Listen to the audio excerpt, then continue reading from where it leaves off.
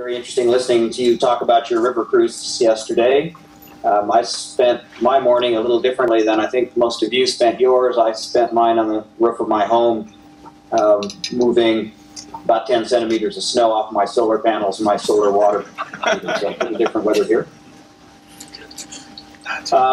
Wanted to spend a few minutes just talking to you about some of the arid land research that goes on elsewhere, and also linking it back to some of the things that I learned during my time in Australia. If you go to the second slide, I just wanted to point out my ties back to the Lake Eyre Basin. I met probably many of you that are in the audience in 2006, when I had the very pleasant opportunity to come to the 2006 Biennial Lake Eyre Basin Conference in Renmark. Had some very nice discussions with many of you, and also some interesting field trips to look at some of the systems in that part of Australia. I also spent a sabbatical in 2007 at the Australian Rivers Institute in Brisbane with Stuart Bunn and Christy Fellows. Christy Fellows, a former doctoral student of mine. And during that time while we were there, Stuart and his daughter Maddie and my daughter Christina, we went out and spent about 10 days out in the Lake Eyre Basin, looking at some of the river systems there, and stayed at the station with Angus Emmett and his family, and had a really fascinating opportunity to see some of the very unique river systems that exist in the Lake Eyre Basin. In addition, Stuart Bunn and I had an opportunity in 2010 to give a joint plenary lecture at a meeting of the American Society of Limnology and Oceanography and the North American Benthological Society meeting, which was held in New Mexico in 2010. It was an opportunity for us to summarize some of the thoughts and comments that we had come up with some of our research in arid land rivers, and in addition to that, we also used that as an opportunity to remember Christy Fellows, who died tragically in 2009. Go to the next slide, please. One of the slides that Stuart put together that I have borrowed and utilized regularly is this slide of the distribution of dryland rivers. I think one of the main points that you can say about dryland rivers is they're widespread and in general little studied, probably best studied in Australia, substantively studied also here in the southwestern part of the United States, and also some interesting work being done, particularly in Spain, in Europe. But when you look at arid land systems, you're looking at about half of the world's land mass, about 40% of human population live in those environments, and these systems certainly still have a lot of information that we still need to gather. Next slide. Another slide that we utilized in our joint plenary talk was this slide that came from work that's now about 15 years old by Puckridge et al. And it certainly makes, I think, a very important point, and that is that when you start talking about the hydrologic variability that's associated with these arid land rivers around the world, you really will find that the Australian examples and the South African examples are some of the most highly variable systems. And it is this really variable nature of the hydrology that produces some of the very unique aspects of the biology and the ecosystem function that these systems include. If you go to the next slide, I did want to highlight one other place that has a similar degree of variability, I think, in terms of the flow characteristics, and some other interesting studies. And this was studies that were done by a former postdoc of mine. And the postdoc's name was Peter Jacobson. Peter was a scientist who did his PhD on the arid land rivers of Namibia. These are rivers that only rarely flow. The water comes off of some tabletop mesas and drains down into one of the driest deserts in the world, in the Namibian desert. And these flow systems produce mobilize large amounts of organic material. I think the pictures show you an example of one of those flash floods. And Peter and his wife Kathy, who is a mycologist by training, they both did their PhDs looking at how these riparian floodplains function with these rare but intense bursts of flow that came through the system. And one of the things that they found was that the riparian plant community that you see was sustained by these rare events. And what became apparent to them was that once the moist soils were deposited with all these organic matter, there was this intense burst of fungal activity. That fungal activity produced a biomass that became the major food source for a lot of grazing animals that focused their attention on these riparian areas. And they were then followed by such things as elephants and the top predator, which were lions. And they moved from system to system, much like your bird system, your birds in Australia move to these wetted areas when these rare exotic flows occur. Go to the next slide, please.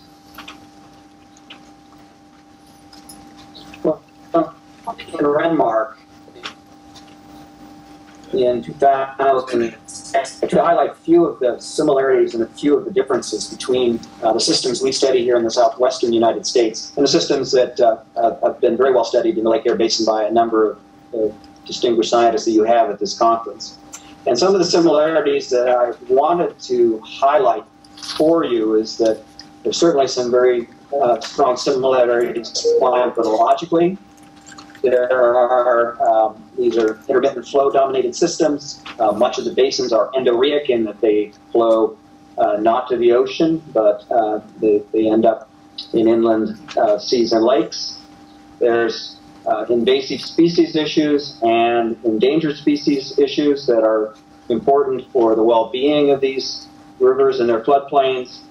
The El Nino Southern Oscillation phenomena is very much a climatological driver, both in the Lake Eyre Basin and in the southwestern United States.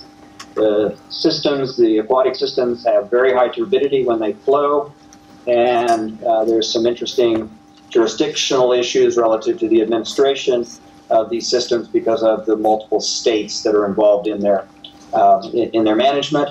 And then finally, the systems in both Australia and in the southwestern United States, there are some very important indigenous culture issues and a large native population within the basins here in the southwestern United States. Some of the differences between the systems that you all are very familiar with and the ones here in the southwestern United States: population density is much higher in the United States.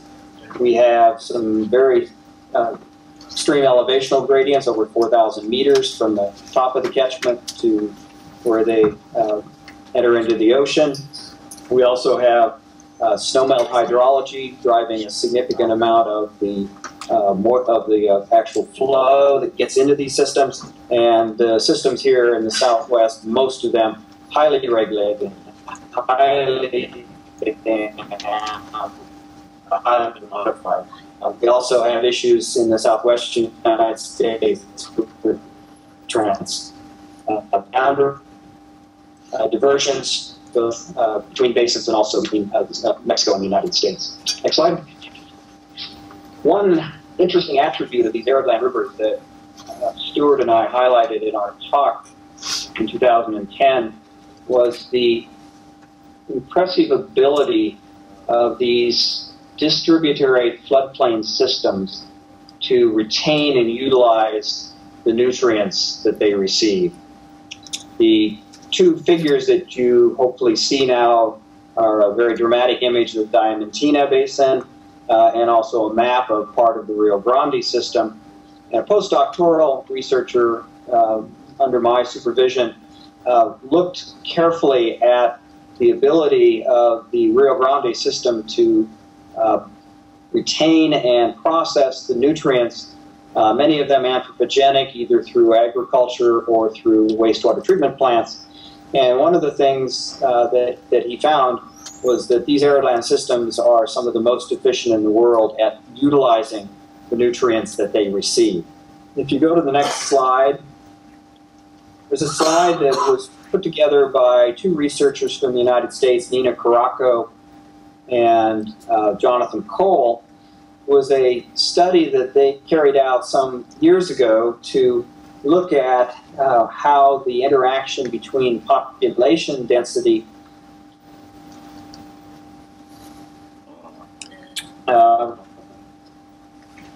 nutrient scale river. And a trend line that you see in the dark dots is the kind of trend that you would expect: higher population densities, higher export of nutrients to the oceans. This graph is showing nitrate transport to the ocean. But you'll notice that there's a few dots that don't, actually triangles that fall off that trend. And when we started looking at those systems and actually identifying those systems, those were all systems that were in either semi-arid or arid systems around the world. And we've added the Rio Grande from the work that we've done in New Mexico, and that's the red diamond that's there. The one thing that these arid and semi-arid systems do very, very well is retain the resource capital that they receive. Little of it actually gets transported out. Floodplains become very efficient processing mechanisms that keep a lot of the nutrients in place, and probably explains the really high booming productivity that these systems see when water is present in the system. Go to the next slide. I also wanted to bring to the attention of the audience, and I'm not sure, I really haven't shared this with any of the scientists there also, is that just in the last few weeks, we've learned that there's going to be a new international project funded through a French foundation to look at intermittent rivers worldwide. And the map that you see in front of you is actually a map of the country of France. The lead scientist on this project is a French scientist, young French scientist by the name of Thibaut Dautry. He orchestrated the development of the proposal, its submission, and he shepherded it through funding. But a couple of things that I wanted to highlight, and that is that intermittent river systems are increasingly coming on the radar of scientists around the world. In a fairly measly place like France, somewhere between 25 and 35% of the river channels in France are intermittent rivers. And when you look at the United States, about 60% of the channels of river systems in the continental United States are also intermittent channels. So this interest in intermittent rivers worldwide, I think, is growing. And one of the goals of this new project will be to try to produce an international database. And some of the very best examples of well-studied intermittent rivers are certainly those in the Eyre Basin in Australia. So that project will actually begin in the summer of 2013 and will last 3 years. And I suspect we'll be engaging many of the people in the room as we talk about intermittent rivers in Australia and compare them to intermittent rivers in other parts of the world. Go to the next slide. I also wanted to say a little something. In the very first slide, I had a picture of the Gila River in the southwestern part of the United States.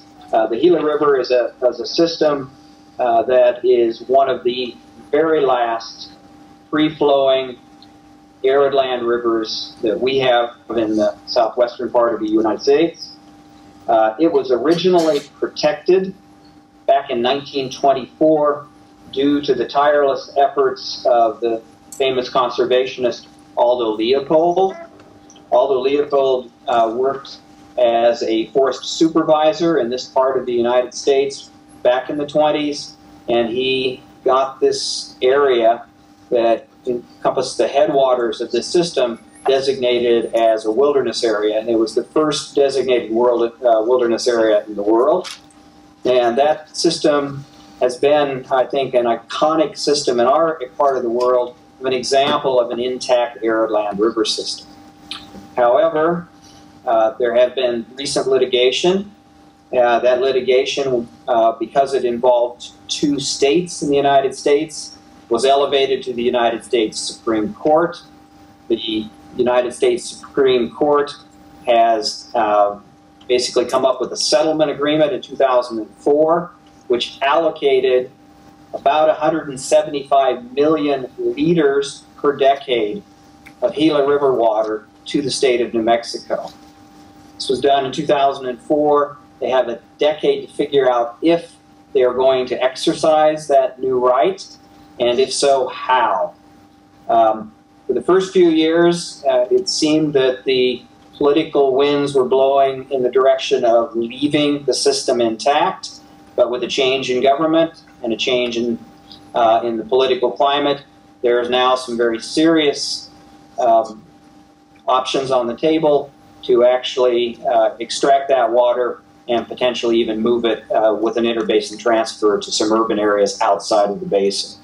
So this is I think has some of the same kind of elements of some of the things that I suspect the people in Long Reach are talking about in the Lake Eyre Basin conference you're holding. I liked the title of your conference very much, so I stole it and basically paraphrased it in the title of this slide.